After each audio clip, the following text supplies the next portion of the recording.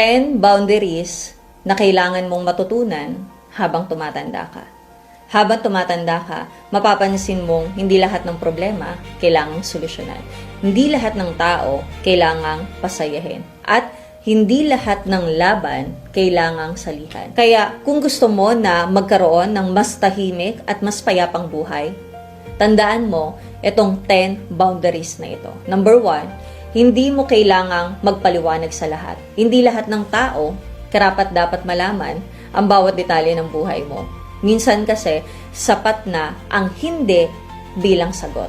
Number 2, hindi mo responsibilidad ang kaligayahan ng lahat. Mabuting tao ka, pero hindi mo trabaho na ayusin ang buhay ng bawat taong nakapaligid sa'yo. Number 3, matutong tumanggi ng walang guilt. Kapag palagi kang oo ng oo, darating ang araw, ikaw naman ang mauubos. Number 4, hindi lahat ng message kailangang sagutin agad. Ang pagiging available palagi ay hindi requirement ng pagiging mabuting tao. Number 5, huwag hahayaang bastusin ka para lang mapanatili ang relasyon. Kahit pa kaibigan, kamag-anak o partner pa yan, ang respeto, hindi dapat yan ipinagmamakaawa. Number 6, hindi lahat ng opinyon dapat mong dibdibin. May mga taong may sasabihin kahit anong gawin mo. So, hayaan mo sila. Hindi mo kontrolado ang isip nila. Number 7, protektahan mo ang oras mo.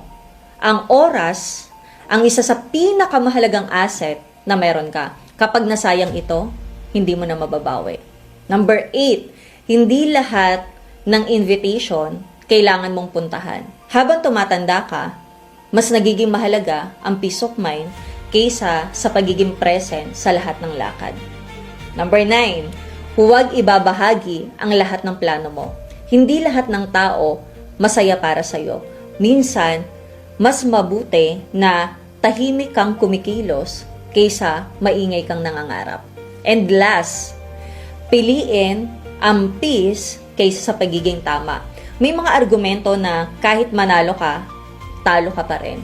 Minsan, ang pinakamatalinong sagot ay ang hindi makipagtalo. Kasi habang tumatanda ka, marirealize mo na ang boundaries ay hindi naman pagiging suplado o suplada. Hindi pagiging selfish, ito ay respeto sa sarili. Dahil kapag hindi mo pinrotektahan ang oras, energy at peace mo, may ibang taong gagamit niyan para sa sarili nilang kapakinabangan.